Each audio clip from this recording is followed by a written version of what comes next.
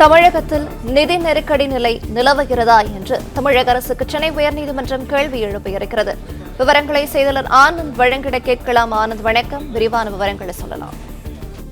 வணக்கம். தமிழகத்தில் நிதி நெருக்கடி நிலை நிலவுகிறதா என சென்னை உயர்நீதிமன்றம் கேள்வி எழுப்பியிருக்கிறது. தமிழகத்தில் பொது விநியோக திட்டத்தின் கீழ் மக்களுக்கு வழங்குவதற்காக சமையல் எண்ணெய் கொள்முதல் செய்வதற்கான டெண்டர் கோரப்பட்டது. இந்த டெண்டரில் கலந்து கொண்டு ஒப்பந்தம் பெற்ற KTV health food private limited என்ற நிறுவனம் சமையல் எண்ணெய் சப்ளை செய்தது.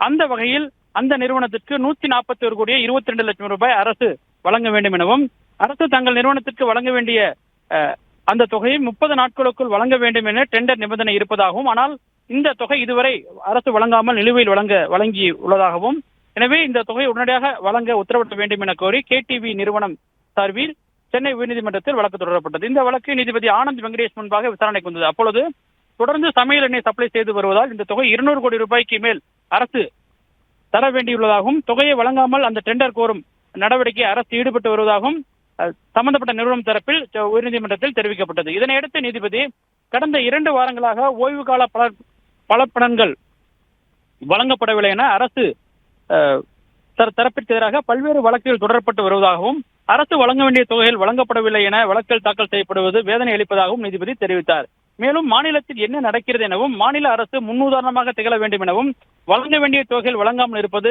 எதை காட்டுகிறது எனவும் நீதிபதி தனது கேள்வியை எழுப்பியிருக்கிறார். மேலும் வழங்க வேண்டிய தொகையை வழங்க வேண்டாம் என அரசு நினைக்கிறதா எனவும் அவர் தெரிவித்தார். மேலும் மாநிலத்தின் நிதி நெருக்கடி நிலையில் நிலவுகிறதா என தெரிவித்த நீதிபதி அரசு தரப்பு இந்த நடவடிக்கையை மாற்ற வேண்டும் எனவும் அரசு தரப்பிற்கு சரமாரியான கேள்வி எழுப்பினார்.